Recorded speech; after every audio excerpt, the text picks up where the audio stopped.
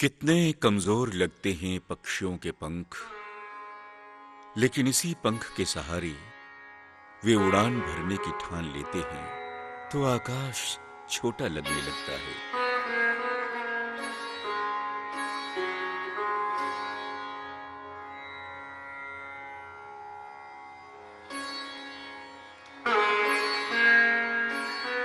वास्तव में आकाश छूने के लिए ताकत नहीं, जरूरत होती है इच्छा शक्ति की। ऐसी ही इच्छा शक्ति का प्रतीक है फेनिक्स, जिसके बारे में कहा जाता है कि अपनी ही राख से वो हर बार और भी सशक्त रूप में पुनर्जीवित हुआ करता है।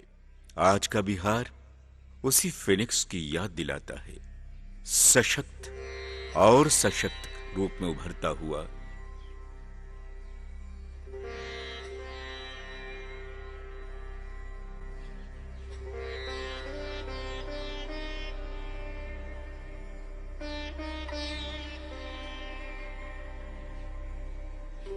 चाहे वो कोशी के प्रलय के बाद पुनर्निर्माण का मामला हो या फिर बिहार की मेधा और ज्ञान के प्राचीनतम प्रतीक नालंदा विश्वविद्यालय का मामला, जो आज एक बार फिर डॉक्टर एपीजे अब्दुल कलाम और अमर्त्य सेन जैसी विभूतियों के नेतृत्व में विश्व के सामने ज्ञान और दर्शन के नए क्षितिज खींचने को कृत संकल्प है।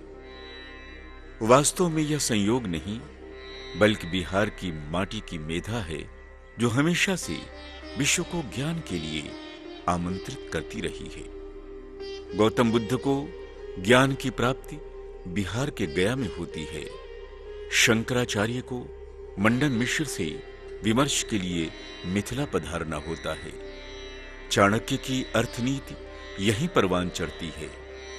आर्यभट्ट तारों और सूर्य के सूत्र इसी धरती पर ढूंढ पाते हैं, तो जीवक शल्य चिकित्सा का आरंभ यही करते हैं। आश्चर्य नहीं कि भारत रत्न अब्दुल कलाम जब यहाँ की धरती पर कदम रखते हैं तो अभिभूत हो जाते हैं। The political visionaries will definitely enable Bihar to become a leading knowledge hub in the country within the next 5 years. We have to start the mission mode program immediately. My best wishes to all the participants' success in their mission of making Bihar a knowledge hub of India. May God bless you all, friends. वास्तव में बिहार ज्ञान की भूमि रही है। शायद इसलिए जब विश्व ज्ञान के सूत्र तलाश करने में जुटा था, नालंदा और विक्रमशिला के रूप में बिहार ज्ञान की दैविक रोशनी से विश्व को प्रकाशित कर रहा था। ज्ञान की उस दिन रोशनी के कतरे अभी भी नालंदा ने खूबसूरती से अपनी आंचल में सुरक्षित रखे। बिहार की राजधानी पटना से दक्षिण लगभग 40 मील की दूरी पर अवस्थित आज का बड़गांव बीते कल के नालंदा विश्वविद्यालय का हृदय स्थल था।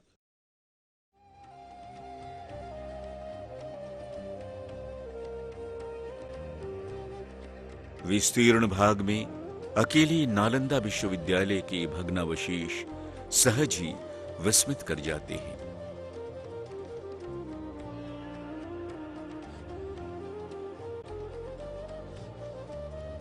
और चीनी यात्री स्वेन सांग की जीवनी लेखक वेली के विवरणों पर यकीन करने को बाध्य करते हैं, जिन्होंने इसकी भव्यता और खूबसूरती का बड़ा ही मनोरम वर्णन किया है।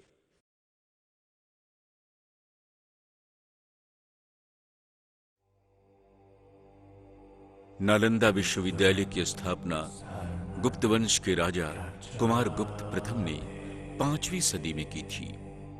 चीनी यात्री स्वेन सांग इन्हें शक्राहिल की संज्ञा देते हुए लिखते हैं, बौद्ध धर्म के प्रति अपार श्रद्धा के कारण उन्होंने इसकी स्थापना की थी।